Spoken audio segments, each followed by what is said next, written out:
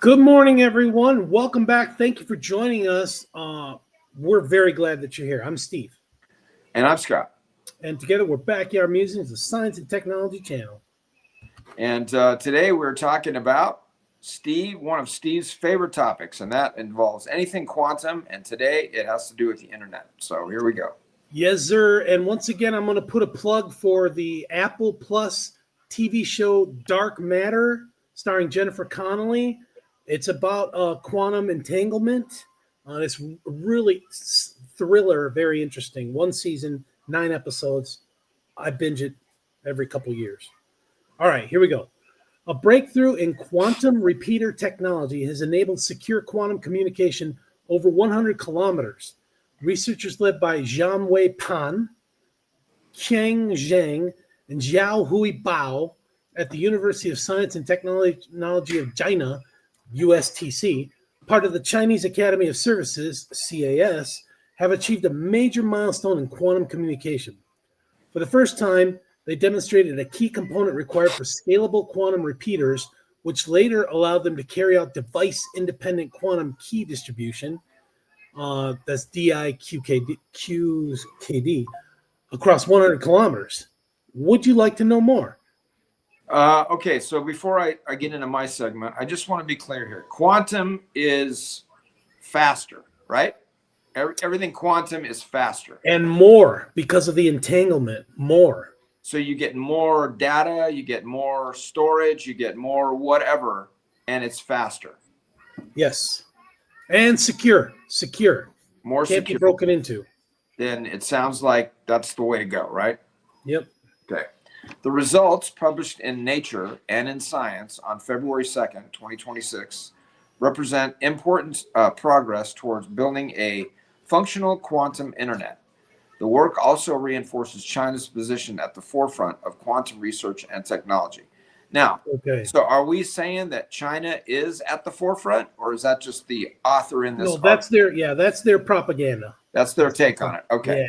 Yeah. Because we're knee deep in quantum, right? U.S. Right. And we did a story how like two universities were communicating, but it was only like, Right. what was it, 10 kilometers apart? Yeah. You know, this is 100 kilometers. So there's repeaters that relay the information, in short segments. Got it. Okay. At the heart of quantum information science is the effort to create networks that are both highly secure and highly efficient. These quantum networks would combine quantum precision metrology, quantum communication, and distributed quantum computing. Together, these capabilities could enable extremely sensitive measurements, secure data transmission, and dramatically faster information processing. A major technical challenge has been reliability distributing quantum entanglement over long distances. Entanglement is essential for large-scale quantum networks, but photons traveling through optical fibers are gradually lost, which sharply restricts how far entanglement can be directly transmitted. So when we're talking about, they're talking about like the cables, right? The Cat5 or whatever cable. Well, they're optical. They're fiber cables. Fiber cables. Okay. But that type of a deal. So like light, just like optical. We have like fiber optic internet, same principle. Got it. And this kind of reminds me of how like conductivity, like you have a voltage drop when the longer your distance is for your wires, conductors, the more voltage drop you have. So it kind of reminds me of this. That's why they've got to have repeaters set up to transmit the information further and further and further. Like a booster pump. Exactly, like a booster pump.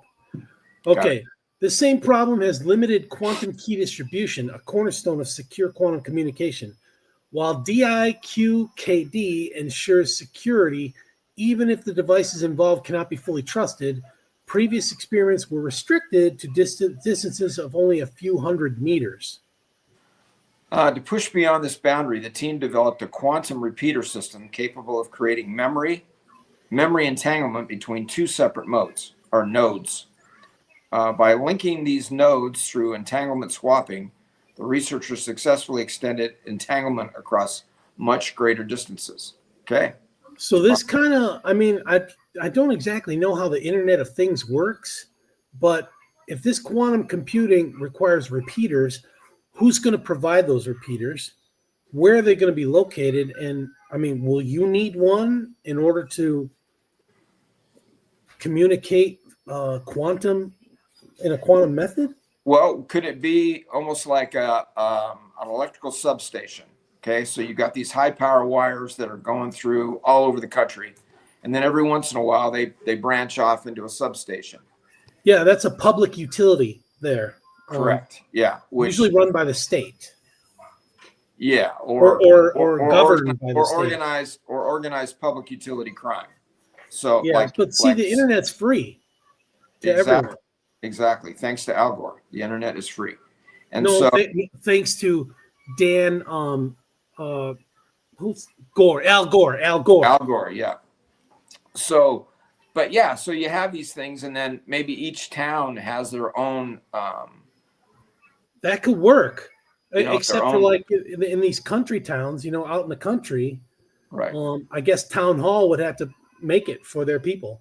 Right. Or maybe in a large industrial complex you have. I like that, Scott. Yeah. Or like downtown Manhattan has one, and then everybody gets to branch off of that, and maybe theirs is bigger than the one out in Rochester, New York, or wherever. Just saying. So. Okay. Is it my turn or yours? I don't know. Where'd you end off? Let's do rock, paper, scissors. Okay, I'll go. This was the first time in the world that long-lived quantum entanglement suitable for scalable quantum repeater architectures was achieved. By maintaining entanglement significantly longer than the time required to establish inter-segment connections, this achievement paves the way for practical long-distance quantum networks.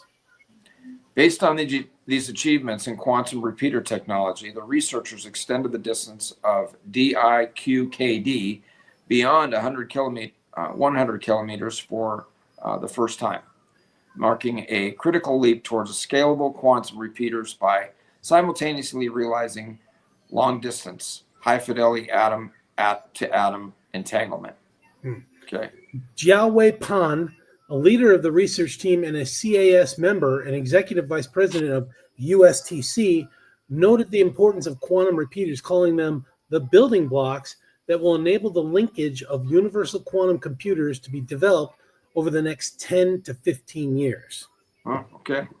Quote, therefore, the quantum internet will be realized, connecting precise information, sensing, and supercomputing securely and efficiently, says Pan.